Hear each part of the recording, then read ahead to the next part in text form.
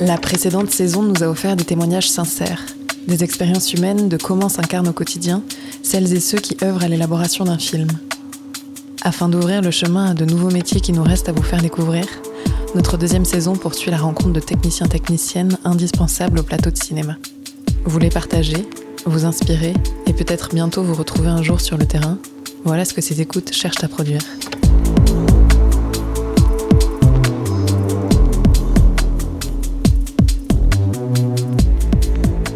Voix entrelacées, un podcast sur les métiers de l'audiovisuel, produit par 23 bis.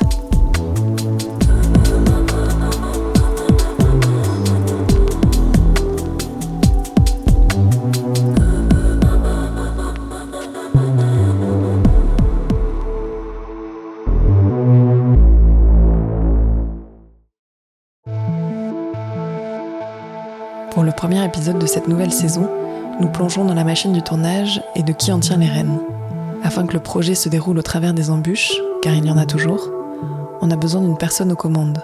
Encadrer, accompagner, protéger le projet et les personnes engagées dessus, c'est le métier des directrices de production.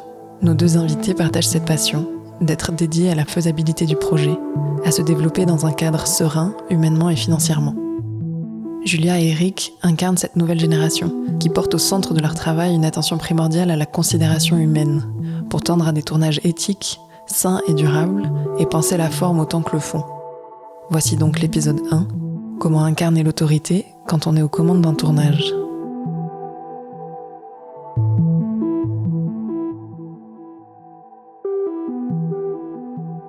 Je m'appelle Eric, je suis directeur de production et producteur. J'exerce en Suisse romande et je fais ce métier depuis plus de 5 ans et moins de 10 ans.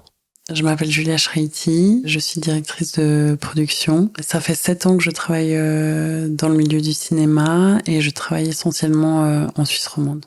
Je crois que j'ai osé m'attribuer le titre de producteur ou alors de directeur de production peut-être en 2018, depuis 2018, mais j'étais souvent celui qui s'occupait de coordonner le tout et ça faisait de moi un peu le producteur, mais c'était pas forcément acté. Mais maintenant, je crois que je suis assez à l'aise avec me présenter comme directeur de production ou producteur en fonction des projets. Je viens pas du tout de ce milieu à la base. J'ai fait un bachelor en relations internationales. Enfin, je voulais travailler dans l'aide au développement et pour plusieurs raisons, j'ai fini mon bachelor en me disant que jamais je pourrais faire ça. Et du coup, j'ai terminé ma formation un peu déroutée. Je savais pas trop quoi faire et en fait, ça faisait quand même des années que je pensais travailler dans le milieu du cinéma. J'hésitais parce que mon père fait ça, donc j'ai grandi quand même en parlant de plateau, en étant sur des plateaux, etc. Et je me suis dit, c'est à la fois attrayant et effrayant, mais j'essaye. J'ai fait un premier stage à la production sur une série. Et après ça, je me suis fait happer, on va dire. Moi, je pense que je viens de la génération, un peu la génération 5 des Mark II. À partir de 2010, il y a eu l'accès à des moyens de production, à des caméras pas très chères, qui permettaient d'avoir des rendus qui étaient vraiment hyper cool, qui a tout à coup permis, avec assez peu de moyens, un appareil photo, un petit micro et puis un ordinateur, de faire de l'audiovisuel, de faire des vidéos. En fait, à ce moment-là, c'était aussi un peu l'avènement des réseaux sociaux, mais au sens plus large.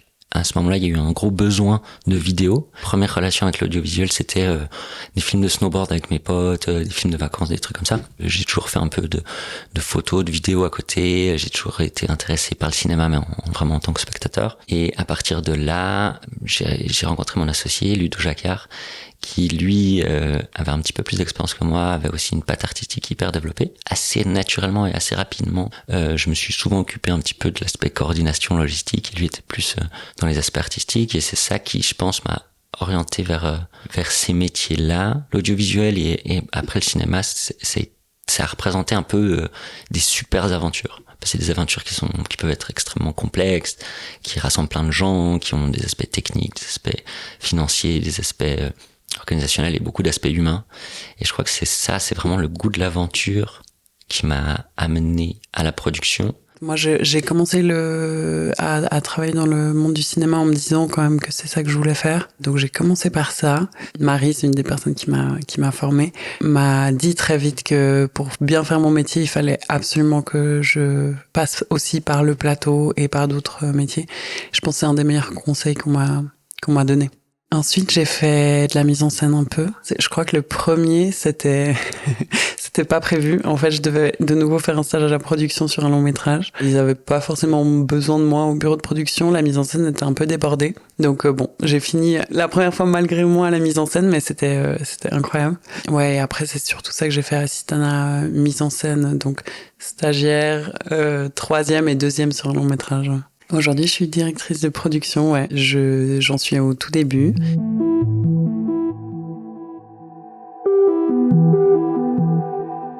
La direction de production, c'est vraiment fabriquer la partition. Et du coup, ça implique une très bonne compréhension de tous les enjeux. Ça va être de comprendre quels vont être les besoins financiers, logistiques et surtout humains pour arriver à un objectif défini qui souvent est faire un film. Et puis ce film, ça nécessite de bien comprendre artistiquement quel est l'objectif, mais aussi dans quel cadre financier on se trouve, mais aussi quel est son objectif peut-être au niveau d'un public, au niveau d'une exploitation. Mieux on va comprendre l'entier de ces enjeux, mieux ça nous permettra par la suite de prendre les bonnes décisions et de faire les choix qui vont aller dans la meilleure direction.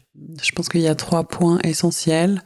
Le premier, c'est de créer un budget à partir d'un scénario et un financement acquis, en connaissant donc un peu les différents départements, ce que ça implique, un plan de travail, d'engager des comédiens, bref, un peu de chiffrer toute cette belle aventure. Après, c'est tout le côté administratif de gérer ce budget, faire les contrats, donc tout le côté admin, ressources humaines, on va dire. Et puis après, c'est vraiment de réussir à chapeauter la logistique et de gérer des équipes, un peu insuffler un esprit aussi de travail, de collaboration, enfin voilà, en gros. En fait, j'adore mon métier parce que j'ai la sensation que je dois comprendre chaque département, comprendre les besoins de chacun, d'être au cœur de tout ça, ça donne aussi l'impression de réussir, enfin quand c'est bien fait, de réussir à créer un lien et une vraie équipe, et ça j'adore quoi, je trouve ça fascinant. Je commence le travail en général quand il y a un scénario qui est déjà terminé, qui existe, quand il y a un budget qui est, en tout cas une enveloppe budgétaire qui existe. En général, la première étape va être de faire un budget détaillé, de définir finalement comment on va pouvoir couper en tout petits bouts ce gros projet ou ce petit projet, mais ce projet. La première question, c'est combien de jours de tournage on va faire, quels sont les décors, et puis après de définir quelle est l'ampleur ou quelle est l'échelle de la production, c'est-à-dire un peu le nombre de personnes, et pour ça il faut souvent comprendre quelle est l'exigence. La direction de production, c'est vraiment un métier de curseur, parce qu'il n'y a pas de recette, et à chaque fois il faut adapter son curseur et puis le réadapter au fur et à mesure. En début de projet, on essaie un peu de définir ses curseurs, et puis après on teste, est-ce que, en fonction de où on a défini ses curseurs, est-ce qu'on a les moyens, est-ce qu'on a le temps, est-ce qu'on a les personnes ressources disponibles. La seconde partie, je dirais, c'est quand on rentre un petit peu plus activement en prépa, quand on commence à recruter des gens. Ça, c'est une grosse partie du travail, trouver les bonnes personnes qui ont l'univers artistique qui va correspondre au projet, mais aussi beaucoup, et moi c'est une partie vraiment hyper importante, c'est de trouver les bons matchs humains. On peut avoir vraiment les meilleurs du monde autour d'un plateau, mais la sauce prend pas. Parfois, en fait, on n'a pas forcément des gens avec beaucoup d'expérience, mais humainement, c'est super, et c'est là que les projets sont intéressants. En direction de production, on a aussi beaucoup de suivi des autres départements, d'avoir cette capacité-là d'avoir un œil un petit peu sur tout. Dans la direction de production, on a quand même une grosse responsabilité. La production qui nous mandate attend de nous que le projet se fasse en temps et en heure dans le cadre budgétaire et qu'on respecte en fait plein d'aspects légaux, qu'il n'y ait pas d'accidents, etc. Tout se joue au moment de la préparation.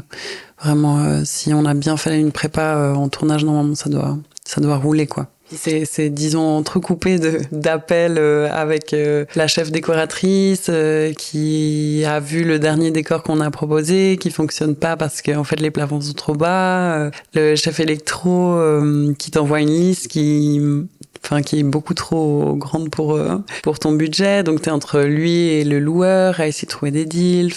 Et puis en contact un peu avec tout. Avec tous ces corps de métier, quoi. Généralement, on a une date de tournage fixée et on fait juste en sorte que ça rentre d'ici là. Mais je pense que du moment où on a vraiment, en tout cas, notre casting principal défini, dealé, les décors pareils, le matériel et l'équipe, après, on fonce, quoi. Il y a le moment un peu où il y a le feu vert. On a déjà discuté du projet, on s'est déjà un petit peu rencontrés, on sait pas trop, etc. Et puis tout à coup, différentes choses font que on a un scénario qui est terminé, des dates de tournage, une enveloppe budgétaire, et puis là on se dit c'est parti. Puis là on part un peu vraiment d'une page blanche, et puis souvent on se voit, on se dit ok. Alors c'est maintenant, on aimerait finir le film dans tant de temps, et voilà les différentes étapes. Et ça c'est un moment assez chouette parce que en fait tout est à faire. En fait c'est aussi un moment où toutes les portes sont ouvertes. Du coup c'est assez excitant. J'aime beaucoup les moments de lecture technique aussi. Les lectures techniques en général se font dépendant des projets, mais quelques jours, quelques semaines avant le début du tournage. On rassemble toutes les personnes importantes, chefs de poste, autour d'une table. Chacune a lu le scénario et l'a lu en fait avec ses propres yeux, avec ses propres lunettes de professionnel, avec ses propres enjeux. Et puis en fait on met en commun les choses. C'est aussi des gens qui se rencontrent parce que pas forcément tout le monde se connaît et on est un peu là autour d'une table et puis il y a les doutes, il y a les réjouissances, souvent le temps presse parce qu'en fait on aurait envie de faire ça pendant une journée mais on a 3 heures. Souvent on en ressort avec une to-do list qui est impossible, avec plein de problèmes impossibles, mais c'est aussi tout à coup un truc hyper concret. Moi, il y a certaines choses que j'ai pas imaginées, mais tout à coup, on commence à parler de costumes. Puis je commence à imaginer les costumes, je commence à voir les personnages, etc. Et ça, c'est un moment intéressant. Puis c'est aussi un moment à la prod où tout à coup, on peut valider certaines choses, ou alors se dire, ok, ça c'est bon, ça c'est bon, ça c'est bon, ça c'est bon, ça c'est pas bon. Du coup, qu'est-ce qu'on peut faire? Premier jour de tournage, c'est moi souvent un moment un peu où j'ai souvent l'impression que le plus dur est fait. Et puis quand le tournage est lancé, c'est parti quoi. C'est parti et puis maintenant il n'y a plus qu'à corriger ou réparer ou régler le problème. En général, une fois que le tournage est lancé, faut dérouler la partition et puis un petit peu ajuster. Mais du coup, c'est un moment qui est assez excitant. Donc nous, c'est toujours la grande bataille. Moi, je soutiens absolument qu'il faut que je sois le plus proche possible du plateau. Et c'est toujours une bataille parce qu'on est toujours sur des décors serrés et que la prod, on préfère quand elle est un peu plus loin ailleurs. Mais disons, le premier truc, c'est de lancer la journée. Donc moi, je trouve essentiel qu'on soit sur le plateau à ce moment-là. Au moment où les techniciens arrivent, où la prépa se lance, juste saluer les gens, être sûr que ça roule. Et puis une fois que on a vu le premier clap, on fonce au bureau parce que évidemment il y a plein de trucs à faire. Et ça commence par préparer les derniers contrats.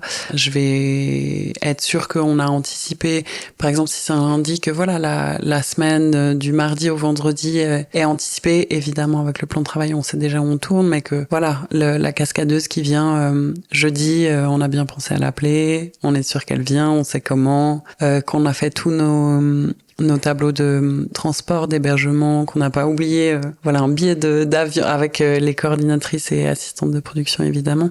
Tout ça. Et puis après, je me mets à mon budget, je valide des factures, j'essaie d'être sûre que tout ça tient dans les enveloppes. La pause de midi arrive et là c'est vraiment on est hyper concentré sur la feuille de service du lendemain avec l'équipe technique qu'on arrive enfin à voir parce qu'avant ça ils tournent et donc c'est impossible d'aller voir les gens. Et là à midi c'est vraiment d'essayer de réunir le max d'infos pour être sûr que la suite roule quoi. Nous on est vraiment tout le temps en train d'anticiper qu'est-ce qui va se passer le lendemain quoi. Sur un plateau, le maître mot c'est bien l'anticipation, la projection pour devancer les besoins et les potentiels freins. Pour cela, il faut une bonne compréhension des besoins, des postes de chacun, une bonne communication et surtout une bonne équipe. Pour créer la bonne équipe pour un tournage, je pense qu'il faut repérer les personnes importantes. En général, ça va être un réalisateur ou une réalisatrice. Quand on fait du cinéma ou de la pub ou des choses comme ça, on sait qu'il va y avoir des moments qui vont être parfois difficiles. On sait qu'il va y avoir potentiellement des moments de tension. Et moi, c'est toujours un petit peu la question de est-ce que je vais être capable de pas être d'accord avec cette personne. À la fin de la journée, on va quand même pouvoir aller boire un verre ou faire un truc. Et ça, je crois que c'est un truc où il y a une question de valeur un peu de base. Travailler avec des gens avec qui on a des valeurs complètement opposées, c'est dur, surtout dans les moments difficiles, quoi. Et des fois, ça peut être voué à l'impact. C'est une industrie où l'ego est important. Et il y a plein de projets qui se feraient pas sans un petit peu d'ego. Pour moi, c'est important de comprendre avec les gens avec qui je bosse comment il et elle se positionnent par rapport à ça, pour pouvoir aussi repérer à quel moment on est en train de perdre le fil de ce qu'on est en train de faire et qu'on est en train d'être juste dans une lutte de pouvoir. Je pense que c'est assez important quand on fait la direction de production, parce qu'on est au milieu de tout. Quand il y a des problèmes, ça revient toujours chez nous, de savoir déjà de ne pas rentrer, nous, dans cette lutte, même si des fois ça arrive et il faut s'en rendre compte le plus vite possible. Comprendre les humains pour faire la direction de production, c'est hyper important. Et on peut jamais comprendre en entier les humains, mais avoir cette compréhension-là qu'on est des humains, paraît assez primordial. Ce qui arrive régulièrement, j'ai l'impression, c'est une suite de mauvaise communication ou une suite de mauvaise compréhension de choses où on arrive à un certain blocage parce qu'il y a une personne qui va dire moi je vais pas plus avancer tant que t'as pas pris une décision. Moi j'essaye vraiment de repérer ce genre de choses et de repérer dès le moment où quelqu'un est dans la façade de j'ai réponse à tout, et surtout vu que je travaille aussi avec des gens qui n'ont pas forcément énormément d'expérience et qui doivent se planter, et en fait c'est pas grave de se planter, c'est pas grave de prendre les mauvaises décisions. De toute façon on en fera plein des mauvaises décisions, mais c'est plutôt de dire laissons la discussion sur les choses qui sont pas définies, quoi. Le gris c'est possible aussi.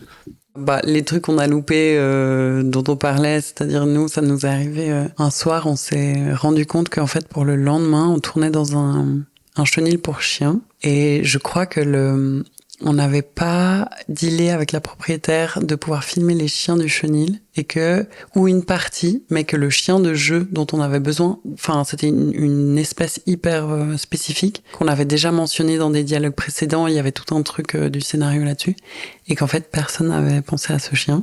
Et donc là, l'imprévu, c'est évidemment on se rend compte de ça à 21h et c'est le lendemain à 14h, et évidemment on se rend compte qu'il y a aucun élevage en Suisse romande de ça. On regarde en Suisse allemande non plus. Et donc, tout le monde est concentré sur son ordinateur à essayer de trouver des trucs sur Honeybee, sur Facebook. Et on finit, miracle, par trouver quelqu'un qu'on arrive à appeler à 23h et qui débarque le lendemain avec 4 copies conformes du chien qu'on veut. Donc, incroyable. Il y a aussi, ça m'est arrivé par exemple sur un dernier tournage d'être en contact depuis extrêmement longtemps avec un décor. C'était un train que le réalisateur prenait avec sa grand-mère. Il avait écrit tout un truc par rapport à ça. C'était super important dans la narration. J'avais déjà toute mon équipe technique qui était venue faire des repérages techniques. Donc un machiniste qui venait de Belgique pour prendre les mesures, faire un plan hyper spécifique. Et tout était en ordre, mais en fait, je pense qu'ils s'étaient pas vraiment rendu compte de ce que ça impliquait d'accueillir un tournage. D'un coup, ils se sont retirés à 1 semaine de tournée. Et donc là, l'imprévu, c'est de faire en sorte de rien dire à ton réalisateur qui risque de paniquer sinon, et de trouver une solution absolument, quoi. Donc ça, il y a les problèmes météo, évidemment. On tourne en montagne, d'un coup il pleut, c'est la cata. Un comédien qui tombe dans un escalier la veille d'une séquence de cascade, ce qui nous est clairement déjà arrivé. Donc de trouver en urgence une silhouette pour le lendemain. On en a 1000 comme ça, quoi.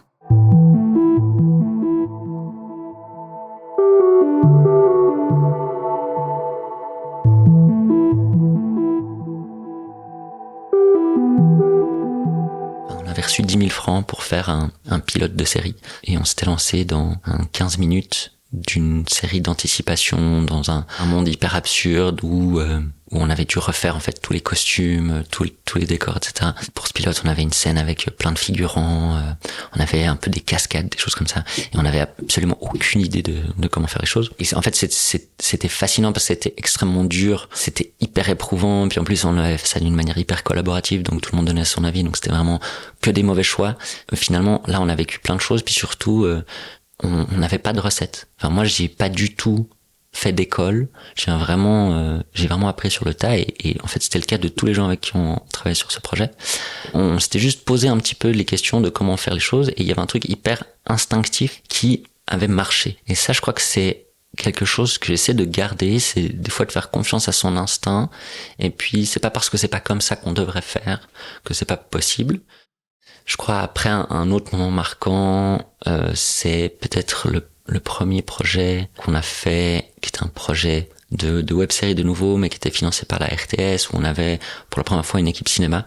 Moi, j'avais l'impression d'être d'être complètement une fraude, d'être avec des gens très pertinents qui avaient déjà des expériences dans le cinéma. Moi, c'était c'était la deuxième fois que j'allais sur un plateau de cinéma et j'en étais le producteur et le directeur de production. J'accueillais un petit peu les gens sur le plateau et je me souviens leur avoir dit que c'était pour moi la première expérience et que je les remerciais d'avoir eu confiance là-dedans, parce que c'est aussi des gens qui ont assez vite remarqué quand je leur envoyais des mails ou les questions que j'ai pu leur poser que j'étais pas tellement, j'avais pas beaucoup d'expérience, et c'est aussi des gens qui ont accepté de participer à l'aventure, et ça c'était vraiment chouette, quoi. J'ai failli ne pas accepter de participer à ce podcast parce que je suis jeune directrice de production et que je m'en sens pas forcément légitime. J'ai 30 ans, c'est très jeune pour ce métier, et il faut savoir que j'ai travaillé quasiment exclusivement avec des directeurs de production qui ont un certain âge, c'est-à-dire bien plus d'années que moi. Et du coup, c'est assez impressionnant en fait de se dire que potentiellement, parfois, je suis dans les plus jeunes du plateau et que je suis censée incarner cette position de pouvoir. Et en même temps, je crois que justement en essayant de faire les choses autrement et de dépasser cet aspect un peu conflictuel, de dire aux gens, mais en fait, moi, je suis là pour t'écouter, essayer de prendre une décision, etc. En fait, je me suis toujours sentie un peu accompagnée en fait par les techniciennes, comédiennes. Du coup, tu te sens plus en capacité d'incarner ce truc-là, tu te sens plus en confiance, et justement en étant en accord avec toi-même, je crois que tu finis par se dire, mais en fait aussi, puis aussi en tant que femme, j'ai le droit d'être là, j'ai ma place, et en fait, je fais mon travail bien, on me l'a toujours dit, c'est aussi pour ça que je suis là, donc on y va, quoi, on y va. Je pense que la légitimité, particulièrement dans cette industrie, c'est une question qui est hyper importante et qui est abordée de différentes manières. Moi, j'ai l'impression que dans ma personnalité, c'est un truc où je me sens jamais vraiment légitime. Parce que, en fait, plus j'apprends, plus je me rends compte que je sais pas grand chose, et puis plus je collabore avec des gens qui ont beaucoup d'expérience, et plus je me dis que, est-ce que je suis légitime à ma place? Est-ce que vraiment, les personnes qui m'ont fait confiance ont bien fait de me faire confiance? Je dirais que la légitimité, elle vient un peu des autres. Et je crois que c'est un petit peu, quand quelqu'un d'expérience te dit, ah, mais c'est super, comme t'as fait ça, etc. Enfin, c'est cool. Et là, on se sent validé, et je crois que c'est ça qui, tout à coup, te permet de dire, bon, c'est bon, je peux cocher cette case, c'est parce qu'il y a la validation des pairs, quoi.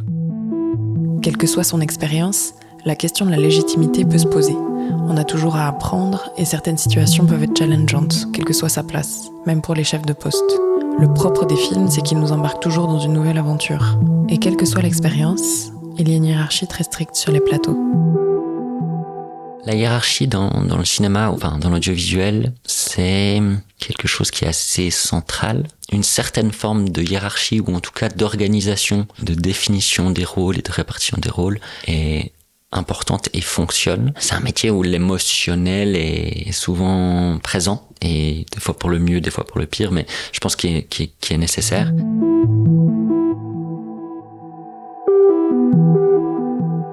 Enfin, moi, j'ai toujours un problème un peu avec les intitulés du cinéma. C'est un milieu extrêmement hiérarchique. En commençant, je me suis dit, mais c'est une hiérarchie pareille, c'est pas possible. Maintenant, je pense que je la comprends mieux, mais je crois que nos intitulés de poste m'énervent énormément, parce qu'en fait, tout le monde est assistant. On a des chefs, et après tout le monde est assistant, alors qu'en fait on n'est pas assistant, on a des métiers. Donc un assistant, un premier assistant caméra, ça veut rien dire. Moi je milite un peu pour la création d'autres intitulés, et par exemple assistante de production, je trouve ça horrible. C'est pour ça que maintenant on dit coordinatrice, et on est obligé de dire ok, la coordinatrice est au-dessus de l'assistante. En fait, une assistante de prod, ce qu'elle gère, c'est énorme. Pour moi, la hiérarchie, elle n'est pas forcément négative tant qu'elle est pas imperméable. Tant que, en fait, les choses peuvent au bon moment être dites, remonter. Les enjeux sont plus définis par la société de production et la réalisation que nous. Nous, on est là au milieu, et puis en fait, on doit faire en sorte que tout roule. Quand t'es que directeur de production, t'es en fait aussi un technicien. Et puis en fait, t'as aussi dû négocier ton salaire, et puis en fait, t'as aussi dû accepter certaines choses. Tous les projets ont une place un peu spéciale. C'est quand les étoiles s'alignent un petit peu. Quand tout à coup, chacun trouve sa place, chacun se met au service du projet, et que au-delà du fait un peu magique où tout s'aligne, avec le recul, on a l'impression que tout s'est aligné, mais c'est aussi où chacune a fait des choix, a renoncé aussi à certaines choses pour le bien du projet. Plus le projet est compliqué, quand ça marche, plus il y a une satisfaction à la fin. Et c'est un peu ce truc de l'aventure, quoi. Des fois, plus l'aventure est rude, plus quand on a terminé, on est satisfait, quoi. Moi, je vois assez rarement des projets où la production a pas un moment où elle est un peu dans le rouge. Et puis, en fait, ça fait partie un petit peu du jeu. Alors, si c'est tout le temps dans le rouge, c'est très mauvais signe, c'est qu'il y a des choses vraiment réglées très vite. Ces moments un petit peu dans le rouge où t'as l'impression que tu sais pas comment tu vas faire. Moi, ça m'arrive quand même souvent avant un tournage où je suis dans mon lit et je me dis, mais comment on va faire ça, quoi? Je vois pas, j'ai pas de solution. Et puis, c'est là où c'est hyper important d'avoir une équipe autour, parce que on a tous un peu des coups de mou, des moments de doute, et tout à coup, il y a une personne qui va reprendre un petit peu l'énergie. Et quand tout à coup, on savait pas comment on allait le faire, ou les moments où on se dit non mais en fait on va dans le mur, et en fait que ça marche, là c'est chouette, quoi. La gestion du budget se doit d'être organique. Malgré l'expertise de projection et d'anticipation, le domaine ne permet pas de déceler toutes les situations qui peuvent arriver. Cela demande donc d'être très flexible. C'est une responsabilité qui est incombée aux directrices de production, à la tête de la hiérarchie. Qu'en est-il de cette question du pouvoir ?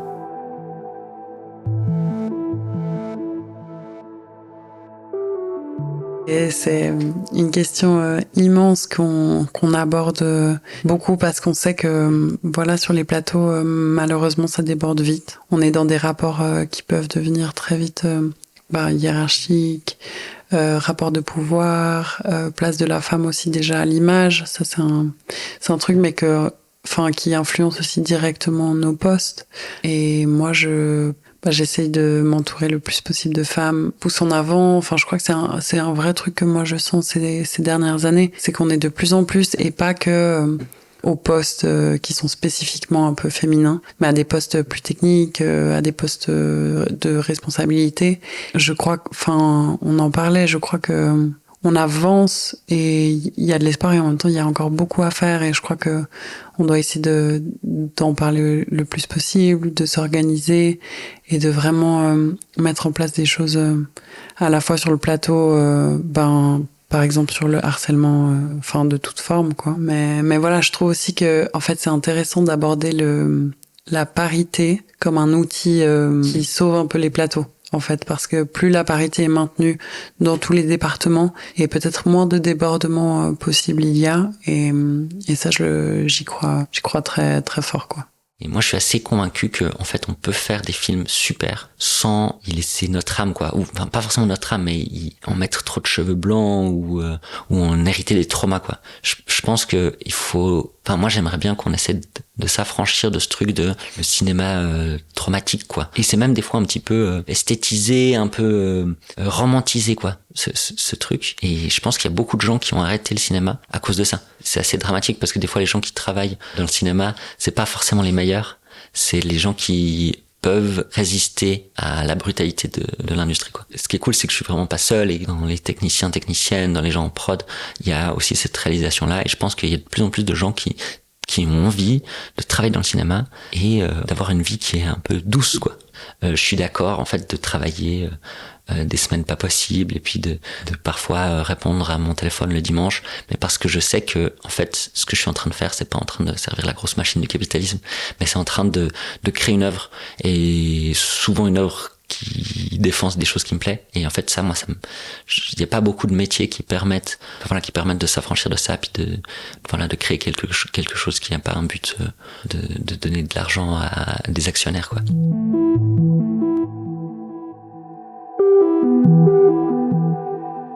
Je crois que j'ai des mantras un peu, et le dernier en date, c'est juste trouve du plaisir. Parce que parfois on est tellement dans une boucle de pression, et puis il y a tellement sur nos épaules qu'on oublie en fait un peu de s'amuser et de trouver du plaisir avec, parce que c'est quand même, travailler dans le cinéma ou être sur un plateau, moi je trouve ça quand même merveilleux, et de se rappeler qu'on a cette chance là de pas avoir de routine, de rencontrer plein de gens de plein d'univers différents, et que c'est incroyable, et que le deuxième mantra, c'est un peu on sauve pas le monde. Donc en fait, et puis on trouve toujours des solutions. Et je crois que c'est un peu avec ça fait 7 ans que je travaille, c'est pas non plus si énorme, mais on commence à avoir pas mal d'anecdotes justement auxquelles se raccrocher en se disant regarde, là il s'est passé ça, on a fini par trouver une solution, et t'es pas tout seul, on est en équipe. Je crois que pour moi, la magie de mon métier, c'est que j'ai la sensation d'être en permanence en train d'évoluer. Je suis tout le temps face à une nouvelle situation, et du coup, je suis tout le temps en train de me positionner, en fait. De me dire, ok, alors j'ai cette situation, mon expérience c'est ça, mais là, c'est toujours neuf. Et du coup, comment avec les paramètres que j'ai, je fais au mieux. Et en fait, j'ai la sensation de devoir me surpasser tout le temps. Et je crois que ça, c'est extrêmement nourrissant. Ça, à nouveau, et j'en ai parlé, la magie humaine, quoi, d'une équipe autour d'un projet qui prend juste de lire des scénarios, d'être plongé dans un univers, une nouvelle histoire, changer de bureau tous les jours. Ça va jusque dans ces petits détails-là. En fait, je crois que je suis un peu mordue, donc des fois on finit un projet, ça s'est peut-être parfois moins bien passé que d'autres, tu finis épuisé, t'as besoin de te recharger, de te ressourcer, et je crois que, en tout cas ma règle de base c'est de pas enchaîner, d'avoir le temps aussi de nourrir autre chose, et après d'y revenir paisiblement avec la patience, l'envie de bien faire, et puis ce truc de générosité, de se dire là je sens que j'ai à nouveau envie de donner un nouveau projet, une nouvelle équipe, et du coup j'y retourne tout le temps, et je crois que je vais continuer à le faire encore un moment. La direction de production, c'est un métier qui est fascinant parce que, en fait, on est en contact avec tout le monde. On a, en fait, un petit peu devant nous les clés, ou en tout cas les ficelles du projet, ce qui en fait un poste avec beaucoup de responsabilités. Enfin, ces grands pouvoirs impliquent de grandes responsabilités, quoi. Et du coup, c'est quelque chose qui est très excitant, et c'est quelque chose qui est aussi qui rend assez humble quand tout à coup on a l'équipe qui nous fait confiance pour transmettre les messages ou faire exister le projet à travers de nous. Et je pense que ce qui est important, c'est de comprendre cette confiance, de se faire confiance aussi à soi, et puis de savoir pourquoi on fait la chose, quoi. Est-ce qu'on l'a fait pour nous? Est-ce qu'on l'a fait pour l'argent? Est-ce qu'on l'a fait pour l'art? Et c'est souvent un petit peu de tout. Mais c'est de se connaître soi-même et puis d'identifier où je suis par rapport au projet et ce que j'ai envie d'en faire, quoi. Alors je pense que c'est un sens humain assez développé, moi je le vois comme ça en tout cas, d'avoir de l'empathie, de l'écoute, un sens de la diplomatie, parce que je trouve qu'on fait bien nos métiers quand chacun a l'impression d'être écouté et qu'on considère leurs problèmes pour trouver la meilleure solution, une certaine forme de leadership, du sang-froid, parce qu'on est quand même justement toujours en train de gérer des imprévus et des problèmes. Et puis une bonne capacité d'analyse, parce que je crois qu'on est quand même tout le temps en train de prendre des décisions et de devoir un peu trancher. Donc je pense que d'analyser les situations, c'est important. J'aimerais incarner ce métier en continuant à l'exercer de la manière la plus juste, la plus généreuse possible, en essayant de faire des plateaux de cinéma aussi un espace le plus safe possible sur tous les points de vue, c'est-à-dire de rapport de genre, rapport humain, et de continuer évidemment à m'exercer plein d'aspects aussi techniques, mais de vraiment, en tout cas, de humainement garder ce cap-là, parce que c'est pour ça que je fais ce métier. Donc, je crois que je te donnerais le même conseil que celui qu'on m'a fait, qui est de passer par le plateau, de pas être impressionné par la grandeur de ce que ça peut être, qu'on fait quand même partie d'une équipe, qu'on a quand même accès. Enfin, je crois que peut-être le cliché, c'est d'avoir l'impression qu'on n'est pas du tout sur le plateau, et je crois que c'est quand même faux. Et je leur dirais qu'il faut foncer, parce que on a absolument besoin de former des gens à la production en Suisse. C'est des métiers assez fabuleux, quoi.